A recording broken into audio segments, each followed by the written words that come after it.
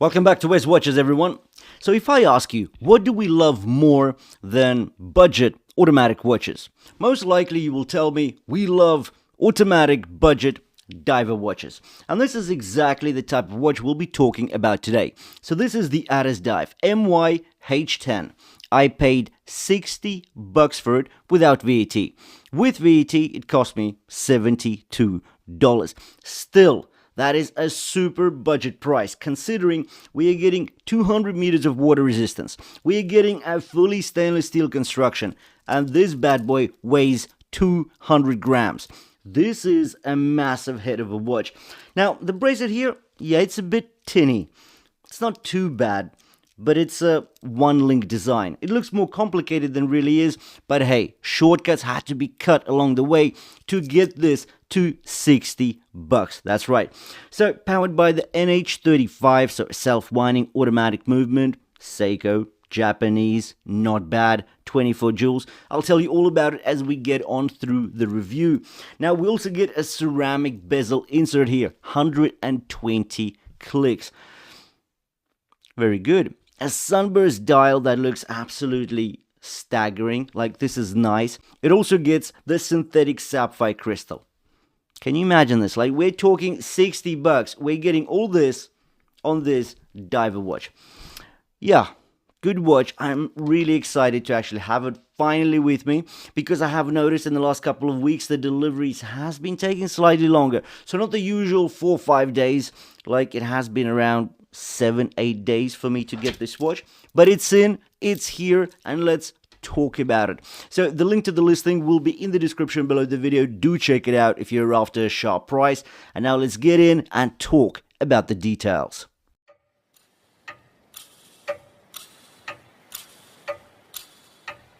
Let's not beat around the bush. This is a big watch.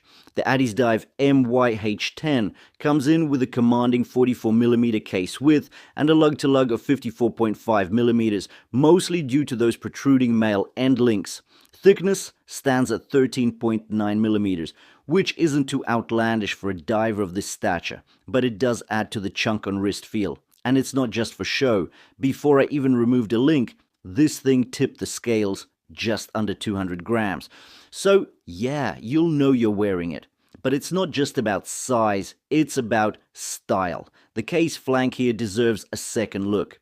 We're talking layers of finishing. There's an inward tapered polished undercut hugging your wrist, a narrow brush strip riding above it, and then an upper polished angle that blends seamlessly into the tall bezel. It's intricate and visually satisfying. This isn't your average slab-sided diver. Speaking of the bezel, here's a clever detail. The coin edge style is recessed into the case from the east and west flanks. But view it from the top or bottom, from the lug hoods, and you get the full height of that bezel, which features wide vertical grippy knurling. It's polished, it's chunky, and it's extremely tactile. You're not fumbling with this thing underwater or otherwise. Now look at that crown. Positioned at 4 o'clock, it's a proper diver style touch. Oversized at 7mm, fully signed, screw down, and completely unguarded. But because of the placement and the excellent threading, it's super intuitive to operate.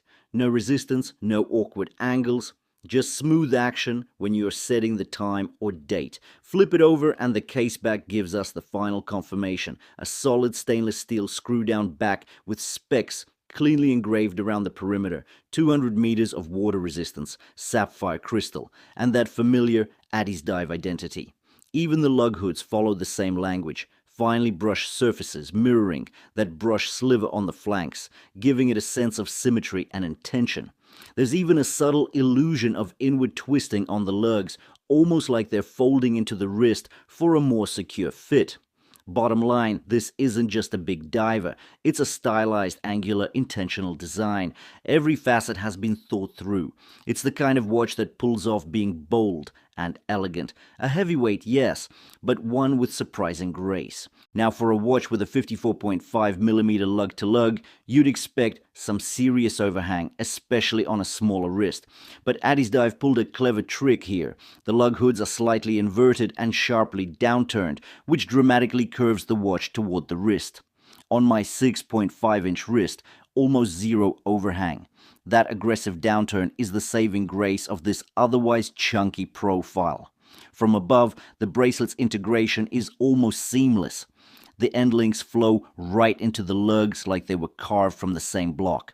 The bracelet itself uses a one-link construction, but it's cleverly designed to mimic a three-link aesthetic. That means you get the visual flair of separate beads with a simpler, stronger build underneath. You've got polished slivers nestled between brush segments, which catch the light just enough to keep things visually interesting, but without becoming a fingerprint magnet. Most of the surface is brushed, which is perfect for a tool watch like this. It'll hide those little wear marks and scratches far better than a high polished bracelet ever could. As for tolerances, they're tight as expected from a single link design. There's little rattle and everything feels snug without being stiff. Toward the clasp, we're looking at a standard double pusher deployment with 3 micro adjustments. The internal wing is pressed, not milled, which is a bit of a letdown. But honestly, at this price point, it's forgivable. It stays secure on the wrist and gets the job done. Now onto that bezel. It's a unit. A tall polished coin edge with pronounced vertical knurling, semi-submerged into the case when viewed from the sides. But look down from the top and you get the full chunk of it. Easy to grip, easy to turn. The rotation itself is on the lighter side. 120 clicks, not too loud, not too tight. There's a tiny bit of backplay, but nothing offensive. What matters is that it aligns perfectly at 12, with that lume-filled triangle pip lining up like a sniper scope. The ceramic insert features bold white numerals and markers, all of which will glow and will show you that lume shot when we get to the dial. But overall, this bezel adds real presence. It's not just a tool, it's a design feature. Alright, center stage, let's talk about that dial. The green sunburst on the Addiesdive isn't just attractive, it's stunning. There's a richness to it, almost like an enameled dial, with the way it catches and bends light under the synthetic sapphire. It shifts tone depending on the angle, giving you everything from deep forest to emerald shimmer. Classy, punchy, and confident. In terms of layout, the design's both practical and polished. At 12 o'clock, you get that downward-facing triangle at 6 and 9, elongated bar indices, and the rest of the hour markers are circular applied indices with polished chrome surrounds. Each one pops just enough without overwhelming the dial. The 3 o'clock cutout house, the date window, framed in white, large enough to read without squinting and neatly integrated into the overall symmetry. No cyclops, no clutter. Up top, the Addiesdive logo sits proudly at 12, while just above 6 o'clock, you get your standard diver text, automatic, and the 200-meter water resistance rating, both in crisp white. And that's the key here. Everything's in white, and the contrast is superb. There's no struggling to read the time, even at a glance. Now, despite the larger diameter of the case, the dial doesn't feel oversized. That wide ceramic bezel insert eats into the outer circumference, which gives the dial room to breathe without feeling bloated. Everything's well proportioned, ample space, but no dead zones. And when the lights go down, the lume comes alive. This is where the MY-H10 seriously over-delivers. Bright blue lume shines from both the applied indices and the ceramic bezel insert. Yes, it's a dual lume setup. You've got full visibility in low light, and the brightness holds surprisingly well over time. For a diver in this price range, that's genuinely impressive. Now let's talk movement. Powering the MY-H10 is the ever-reliable Seiko NH35, a Japanese automatic workhorse with 24 joules, a smooth 6 beats per second sweep, and around 42 hours of power reserve. It's hacking and built to last. It might not be the flashiest movement around, but it's one of the most trusted at this tier. And that sweep, smooth enough to feel premium without jumping into luxury level pricing. All said, the MY-H10 doesn't just look the part, it backs it up with specs and performance where it counts. Thank you for watching the review of the MY-H10 from Addiesdive. So $60, 72, including the 20% VAT in the UK. Now, personally, I think this is a great watch. Of course, shortcuts had to be made, but those shortcuts are nothing in comparison to the refinement level, to the quality, to the premium materials we actually get here. And you saw that lume.